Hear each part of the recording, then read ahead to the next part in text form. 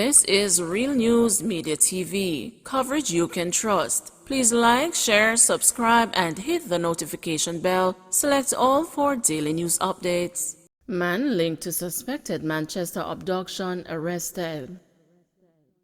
A man believed to have abducted a Manchester woman has been arrested by the Santa Cruz police. His name has not been released. The police say a Remington Ruger 9mm pistol with a magazine containing 18 9mm rounds of ammunition was also seized.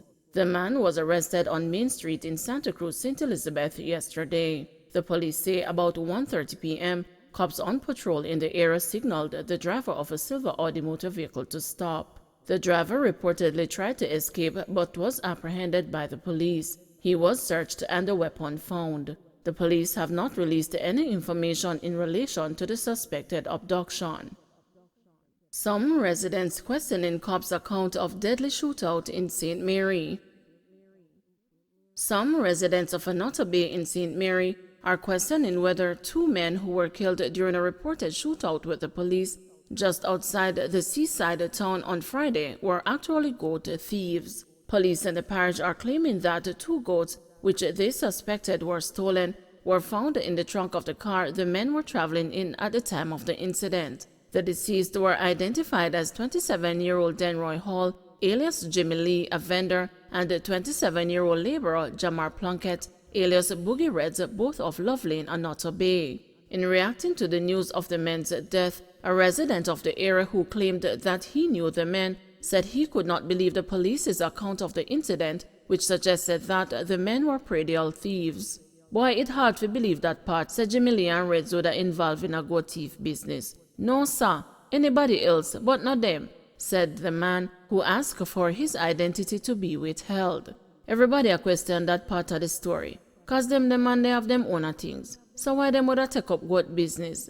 That people like me who know them really want an answer to, he said. The Anota Bay resident said he also awaits the completion of the probe by the Independent Commission of Investigations as he has questions regarding the shooting. He did not wish to disclose those questions. However, he pointed to reports that there was a third man traveling in the vehicle with Henry and Plunkett. Them say him escape, so maybe him a the goat thief and maybe Jimmy and Reds they at the wrong place at the wrong time, the man theorized.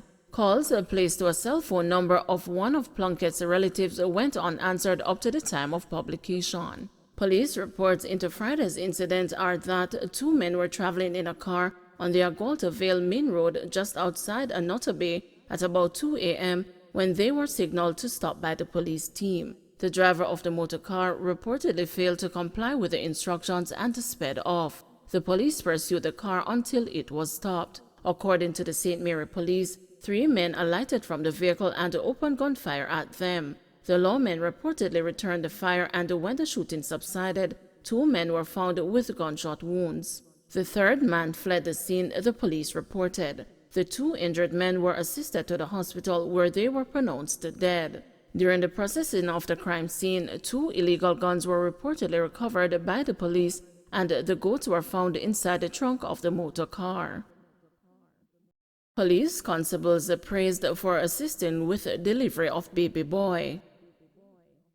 As Police Week activities drew to a close, 2 police constables are continuing to receive commendations after they assisted a mother to deliver a baby in the corporate area on Thursday. The officers are Constables Kenneth James and Hakeem Collier of Olympic Gardens Police Station in St. Andrew. They both joined forces and assisted in the safe delivery of a baby boy on Lenward Path in St. Andrew, a social media post from the Jamaica Constabulary Force indicated. A mother who was in labor called for assistance from the police, and both constables responded.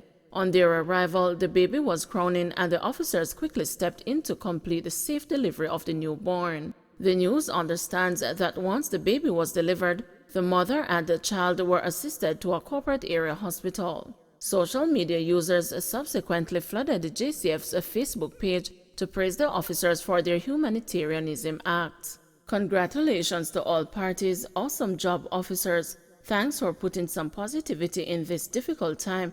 You're a true example of your motto, wrote a Facebook user Carlene Finch. Another user, Mitchie Foster, wrote, "Congratulations to both for the love and assistance you both have given. God bless you both." Social media user Sharon Allen commented, "That was so nice to hear something positive of the police because they are always in the negative. Big up the two police officers, enough blessings." According to the JCF, while the officers were assisting the pregnant mother, the Olympic Gardens Police Station copped the best station in the St. Andrew South Division Award at the Transforming Our Police Service Awards ceremony that was on at the Office of the Commissioner of Police. The Bull Bay Police Station in the Kingston Eastern Police Division copped the coveted Top Station Award for 2021 at Thursday's ceremony. Bull Bay topped 30 other police stations in 5 divisions in the JCF's Area 4, which were inspected as part of the awards scheme. The divisions are St. Andrew South, St. Andrew Central, Kingston Eastern, Kingston Central, and Kingston Western. Commissioner of Police Major General Anthony Anderson, in his address at the awards ceremony, thanked the members of the JCF who, he said, continue to go above and beyond the call of duty to create a safe and secure Jamaica. He said the management of the JCF remains committed to providing the necessary tools and equipment to allow members of the force to operate effectively. The back end of our force, we are building it out. I am talking about the support structures that allow officers to be at the front end doing the things they need to do, he stated. Several injured in Washington Boulevard crash.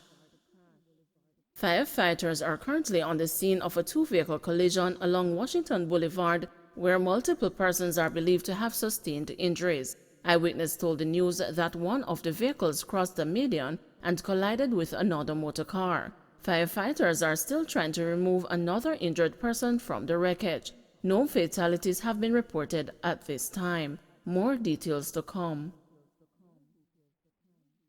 18-year-old female from Spanish Town gone missing in downtown Kingston. 18-year-old Marisha Shaw, otherwise called Angel, of New Nursery, Twickenham Park, Spanish Town, St. Catherine, has been missing since Saturday, November 27. She is of slim build and a dark complexion.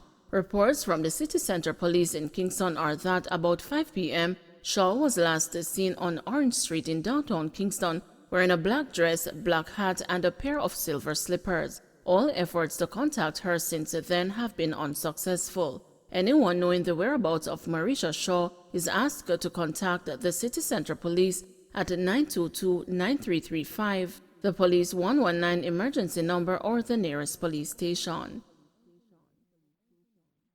Listen to the people, Floyd Green tells the PNP over SOE.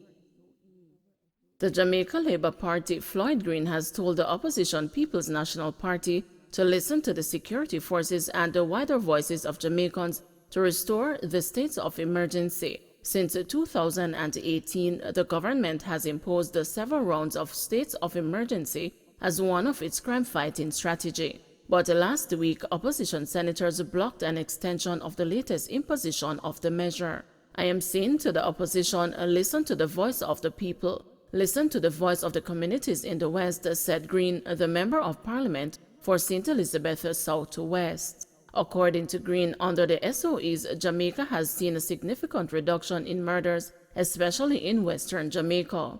In the last 2 weeks, murders declined across the island by 38%. We saw murders move from 300 murders in St. James to 100 murders under the SOE, Green said to bell ringing labor rights in Westmoreland at the James Hunter Event Center in Negril. The JLP's 78th annual conference being held at the National Indoor Sports Center is being streamed to numerous satellite sites across Jamaica. Listen to the Commissioner of Police, listen to the Chief Defense Staff, and let us put back in place the state of public emergency, Green pleaded. The National Security Minister, Dr. Horace Chang, has said it is unlikely that another SOE would be imposed in the short term. OUR extends deadline for telecoms entities to offer roaming limits. The Office of Utilities Regulation has extended the deadline for telecommunications providers to offer post-paid mobile customers the option to set spending limits when roaming. This decision, initially set to take effect on December 18, has been extended to April 1, 2022. It constitutes the final phase of the OUR's decisions, which are contained in its determination notice published on June 18, 2020. The OUR said with the upcoming December 18 deadline for the implementation of this obligation, it sought and received the information from mobile providers on their readiness to comply with the requirement. It said, having assessed the information provided, it decided to extend the deadline for the establishment of spending limits on roaming services for postpaid mobile phone customers. Don't forget to like, share, subscribe, and hit the notification bell. Select all for daily news updates.